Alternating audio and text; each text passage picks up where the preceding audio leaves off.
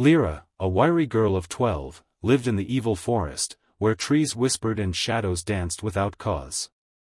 Her home was a nook in a massive willow, draped in moss. She didn't remember how she got there, only that the forest cradled her when she was small, feeding her sweet berries and guiding her with the hum of its streams. A two-tailed fox, Syl, trailed her everywhere, its eyes sharp as moonlight. Each day, Lyra climbed vines to pick glowing fruit and wove nets from grass to catch fish that sparkled like stars. The forest taught her its ways, which roots healed, which thorns poisoned. But it hid things too, flashes of eyes in the dark, a murmur in the wind that wasn't her name. One day, she found a cracked mirror half sunk in mud. Her reflection showed a stranger's face, older, watching her with an expression she could not name. Night fell thick and heavy. Syl growled at the forest's edge, where the trees knotted tight as if to bar entry. Then she heard it. Her name, whispered softly from beyond the edge. The sound wasn't frightening, it was almost familiar. Still, the trees shivered, their leaves hissing in warning. The mirror in her hand caught a faint glow, pulsing like a heartbeat. Lyra. The voice came again, warmer this time, coaxing her forward. With Syl pressed against her leg, fur bristling, Lyra stepped toward the edge.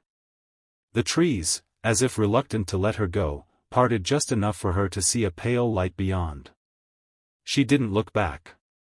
Beyond the edge lay a narrow path made of white stones that seemed to float above the ground. Every step she took made them hum, faintly matching the rhythm of her heart. The air smelled different here, sharper, colder. The light she had seen was not the moon but a single lantern hanging from a crooked post.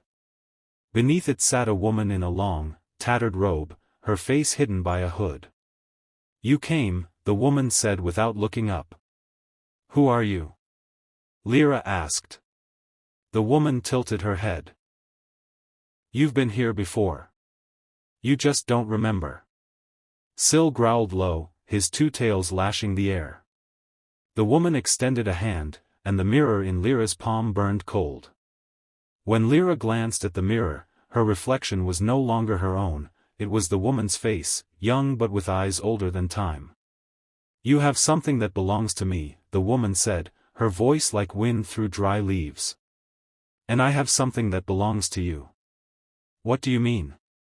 Lyra's grip tightened. "You were not born in evil," the woman said.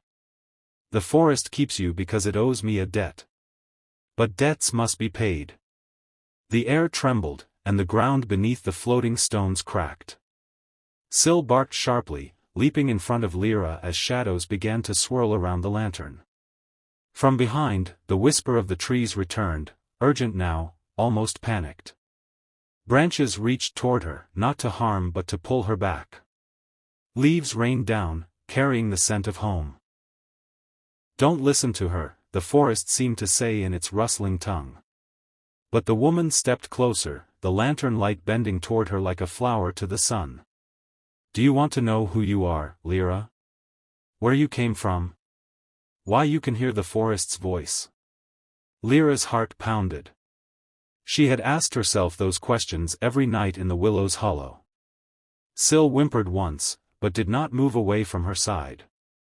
The mirror's glow intensified until it lit the path ahead. The woman turned, walking down the white stone path that now stretched farther into the dark. "Come," she called without looking back. Lyra hesitated. Behind her was the forest, the only home she'd known. Ahead was the truth, wrapped in shadows. Syl looked up at her, his moonlit eyes unreadable. Then, to her surprise, he stepped forward onto the path. The trees shuddered, and a low groan echoed through evil. The branches at the forest's edge began to knit together again, sealing the way back. Lyra's breath caught.